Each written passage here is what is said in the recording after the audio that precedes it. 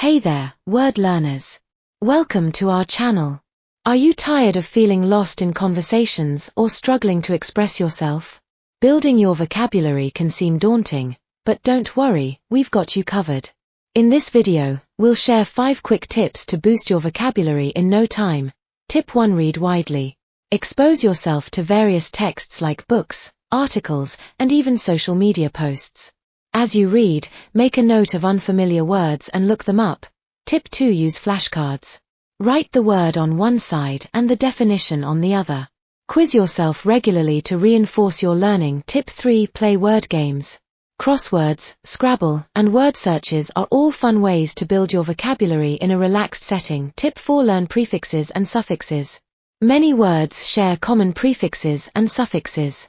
Learning these can help you decipher unfamiliar words. Tip 5: Practice active recall.